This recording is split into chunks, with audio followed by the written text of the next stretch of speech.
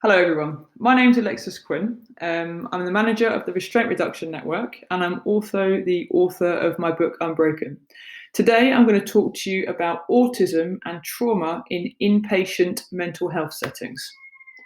So, you can see I've put together this slide, and it just sort of tells you a little bit about who I am really before I was detained under the Mental Health Act for 3.5 years.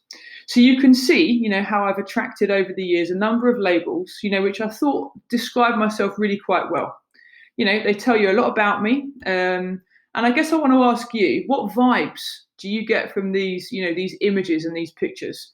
Maybe normalcy, maybe success. And I just want to put it out there that I was successful, I think, because of the environment which my parents and I created for me. My success, in a large part, has been due to my absolute sort of fascination and love of the subjects that I've studied. Especially when I was younger, right through to my adult years, I love swimming. I love everything about it, from the complex biomechanical data, that I'd create with my coach, to the intricate analysis, of the number of strokes per length that I would take, and the feeling of the water as I ploughed through it. And so I became elite and from quite a young age, a world-class athlete. I also love school and uni. I love learning about how people learn. And so I became, early on in my career, an outstanding teacher.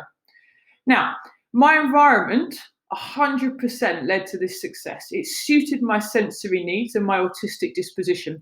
The way in which I approached things with genuinely deep inquiry, society applauded.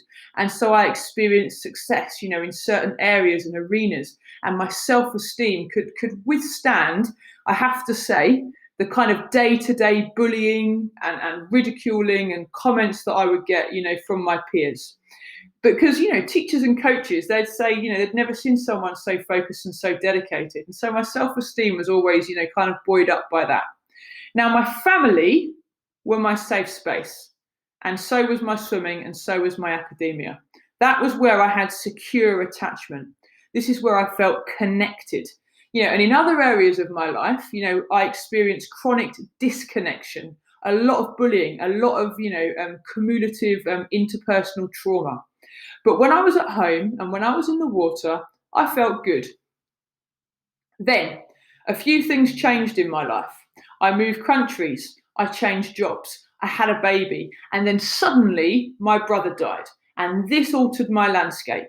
The compass I used to navigate the world now seemed like it was designed for another universe. And I didn't understand, what was expected of me. My reality had shifted. My grief reaction looked nothing like anybody else's. I was logical, I was purposeful, and I was determined. All the qualities which before I'd been lauded for were suddenly frightening everybody. I needed to understand what happened. How did my brother's body shut down? Which organs packed up first? What are the stats for deaths in December? And suicide is a leading cause of death. What are the best ways to die by suicide? And I talked and I talked and I talked about all this stuff. I had a new special interest. It was intense, and I wanted to share it. And that special interest was death.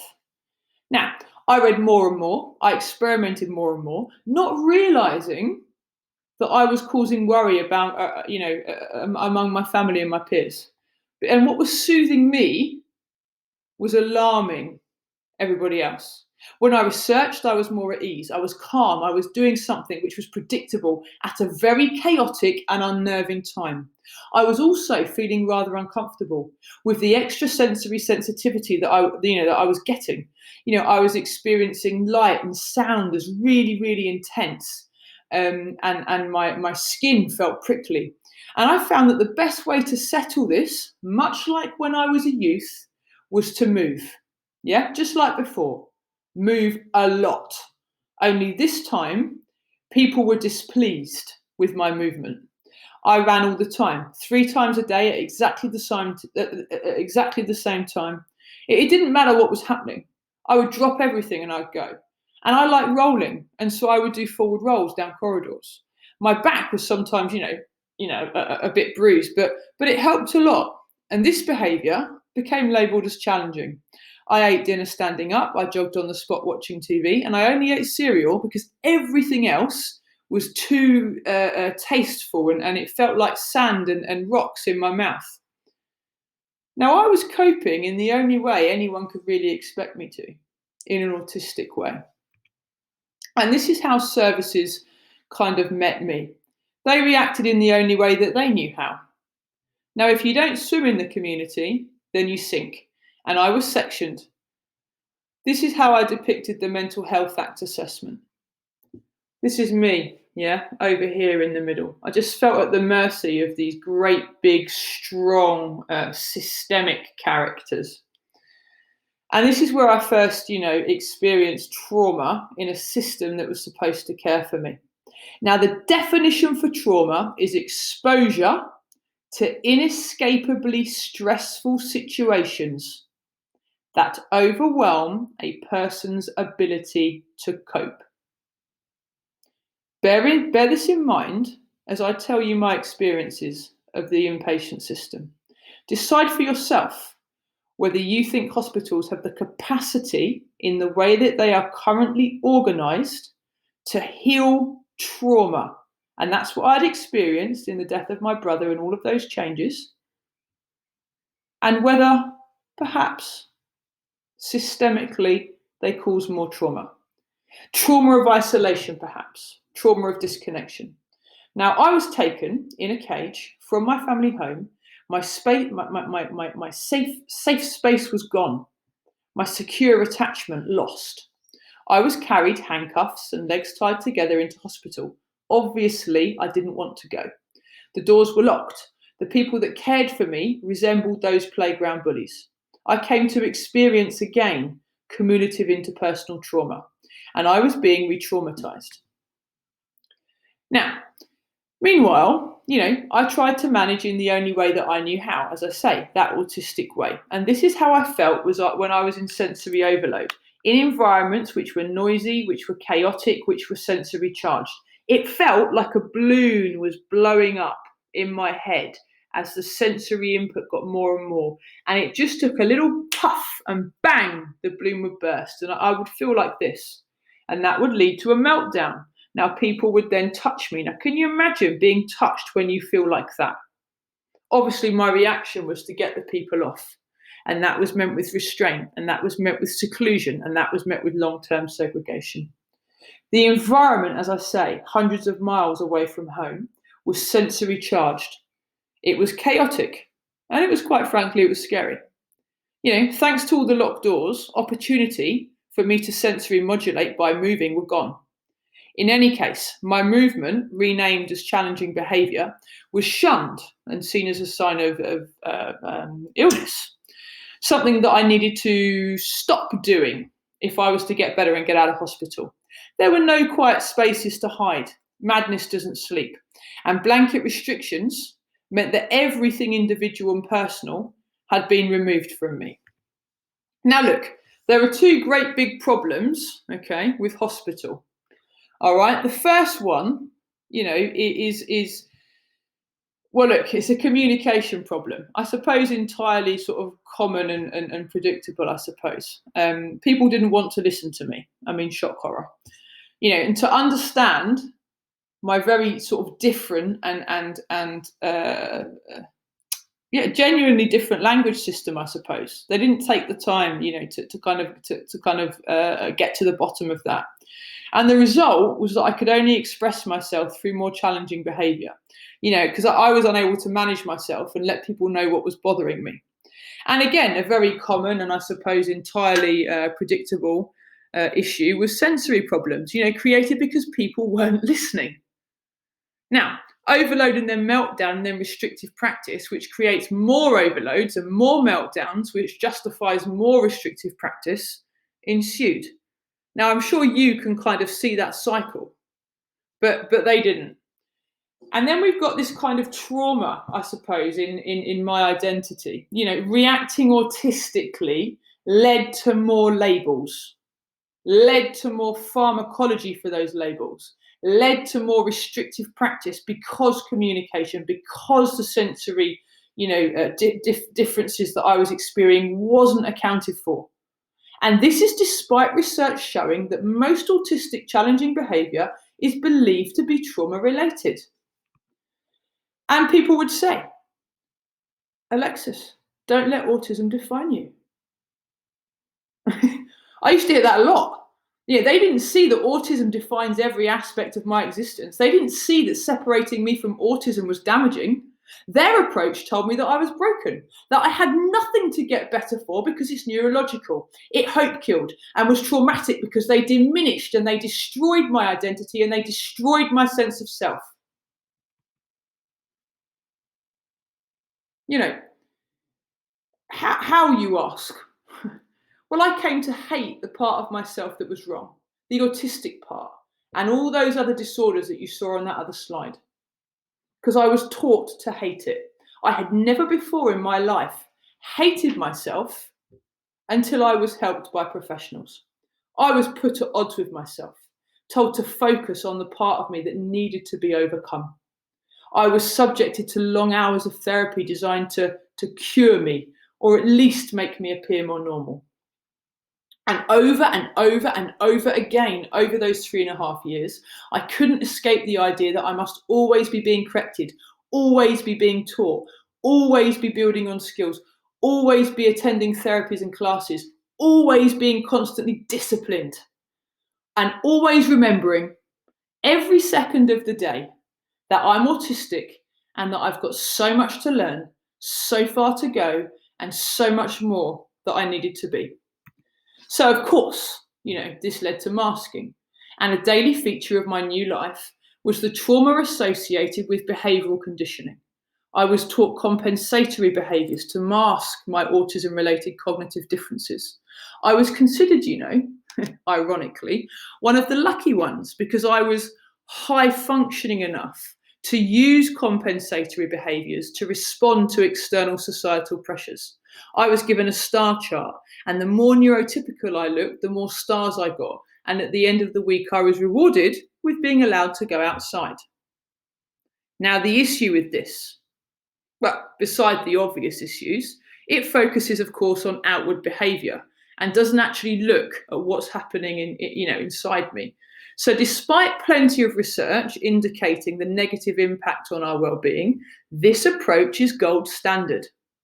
I couldn't always meet expectations and I'd feel like such a failure. And this had a severe impact on my mental health. Now, look, for me, there isn't a problem with teaching compensatory behaviour if the person wants to learn it, if it's led by the person, and if it's not forced. Everything written about me read as a series of narratives about risk reduction, and it effectively portrayed me as nothing more than a danger to be controlled. Now, when autistic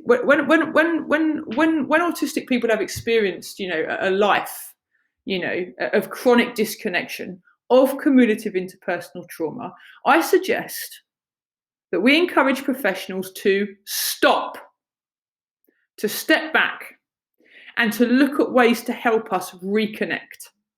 And that does not involve sending us hundreds of miles away from home, locking us in a warehouse masquerading as a hospital, putting us in a sensory hell, telling us that we are disordered, sick, ill and faulty, and subjecting us to 24/7 behavioural therapy.